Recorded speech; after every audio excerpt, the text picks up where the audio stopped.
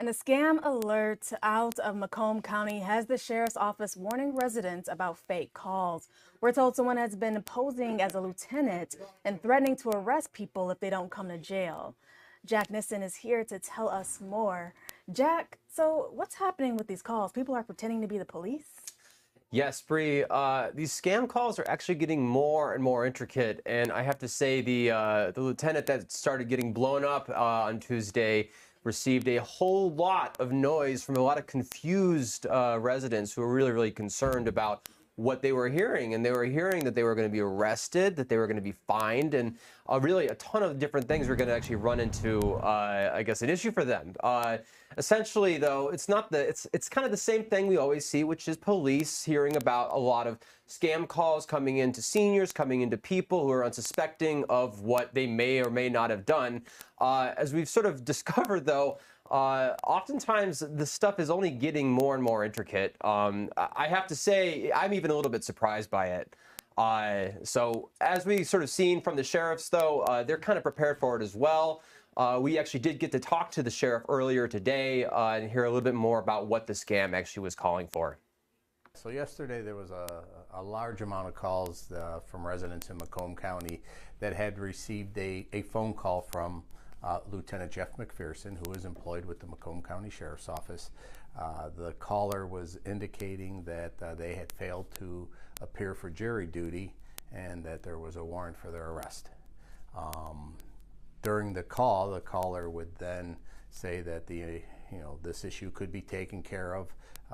All you needed to do was get some money and work out the details and provide us the money, and you wouldn't be arrested. The sheriff actually said that they were even having people drive from all over the county to their office to resolve whatever issue that they were seeing.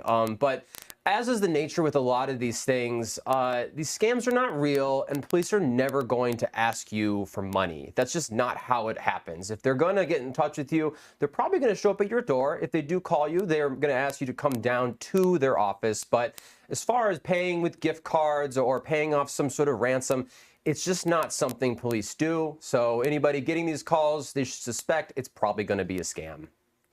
You know, and I think that this is crazy that people are even taking it this far to, take scams to the police department. I feel like it's kind of ironic that that's happening, but this is insane. I mean, calling people down to the jail and yeah. Honestly, it's a sign that the technology is getting even more intricate. I mean, you are imitating phone numbers, you are looking up who actually works there, you're impersonating them, and honestly, for police that are supposed to be protectors of the community, now they're hearing that they are victimizing the community.